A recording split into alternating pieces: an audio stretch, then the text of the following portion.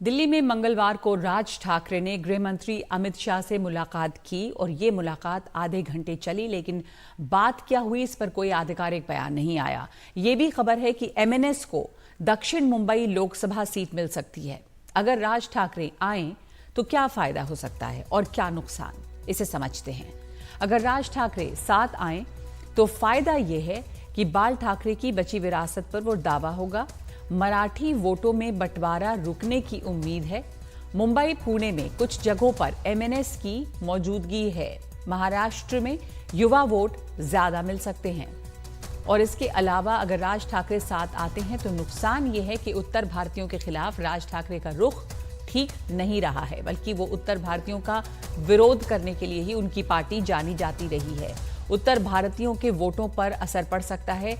Bihar, UP जैसे राज्यों में विपक्ष को मिल सकता है ये एक मुद्दा। अभी एमएनएस की महाराष्ट्र में क्या हालत है ये भी देखें। 2019 में एमएनएस का एक ही विधायक था। महाराष्ट्र के कुल 2.25% यानी 12,42,135 वोट। बीजेपी एक एक वोट जोड़ने में लगी हुई है। तो हमारे साथ जुड़ रही है हमारी सहयोगी पूजा भारद्वाज। पूजा, एमएनएस और बीजेपी के साथ को लेकर और क्या खबरें हैं? खबर तरह तरह की आ रही है कि दक्षिण मुंबई की जो सीट है वो उन्हें मिल सकती है, लेकिन कहीं से कोई कंफर्मेशन नहीं है। कल मुलाकात भी हुई है अमित शाह से, पर वहां पर क्या खबर आप सुन रही हैं और एमएनएस के साथ आने से क्या फर्क पड़ने वाला है? जी नकबा, बताया ये जाता है कि बीजेपी ने एक बड़ी रिसर्च अपने लेवल पे की है, जहां पर उन्होंने समझा है कि जो कांग्रेस, शरद पवार की एनसीपी और उद्धव ठाकरे का जो विपक्षी गठबंधन है, उनका गढ़ जिस तरह से है, वहां पर जो मराठी वोटर्स हैं वहां पर कहीं ना कहीं महायुति को नुकसान पहुंच सकता है। इसलिए उसे साधने के लिए राज ठाकरे का साथ होना काफी फर्क पड़ेगा और महायुति को, एनडीए को उससे फायदा होगा।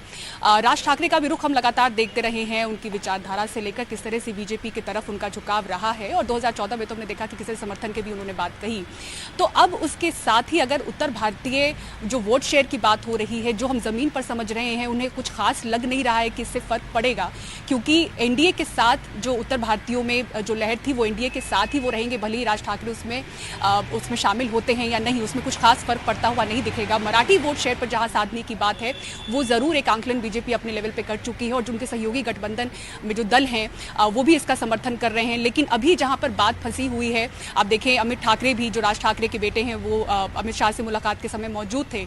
तो बीजेपी चाहती है कि अमित ठाकरे, जो कि एमएनएस के युवा विंग को, यूथ विंग को अभी हेड कर रहे हैं, उनको दक्षिण मुंबई से उम्मीदवार बनाना चाहिए। वहीं राज ठाकरे चाहते हैं कि बाला नांदगांवकर, जो कि दक्षिण मुंबई का विधायक के तौर पर प्रतिनिधित्व कर चुके हैं, जो कि बहुत ही भरोसेमंद नेता हैं राज ठाकरे के, वो चाहते हैं कि उन्हें फील्ड यहां से किया जाए दक्षिण मुंबई से। तो दक्षिण मुंबई एक तो सबसे हाई प्रोफाइल ये सीट, लोकसभा सीट मानी जाती है। आप यहाँ पर देखें, मिलिंद देवड़ा ने अगर कांग्रेस छोड़ी तो वजह यही थी कि वहां से अरविंद सावंत को, जो कि सिटिंग एमपी हैं वहां के, उद्धव ठाकरे गुट शिवसेना के, उनको वापस से यहां पर उम्मीदवार बनाया गया है। बीजेपी की तरफ से आप देखें राहुल नार्वेकर, उन्होंने अपना अभियान वहां पर शुरू कर दिया था प्रचार के तौर पर। लगभग तय माना जा रहा था कि राहुल नार्वेकर को ही वहां की उम्मीदवारी मिलेगी।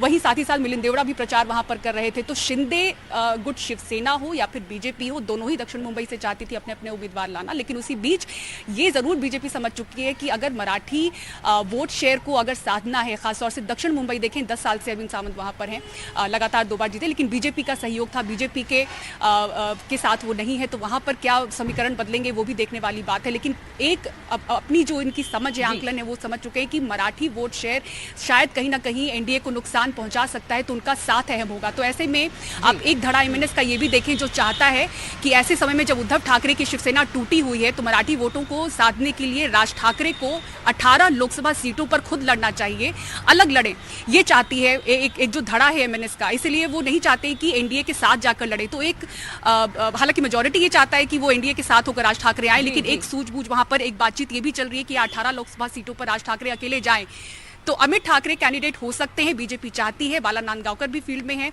तो ये देखना होगा कि कैंडिडेट कौन होगा, और ये भी कि क्या फाइनल डिस्कशन में वो बीजेपी के साथ, एनडीए के साथ जाते हैं या नहीं। तो इसकी बैठक चल रही है, 2 से 4 दिनों में शायद साफ हो पाए। जी धन्यवाद आपका पूजा। काफी जहां पर भी मामला उलझा हुआ है, लेकिन स्थिति जल्दी ही साफ हो जाएगी।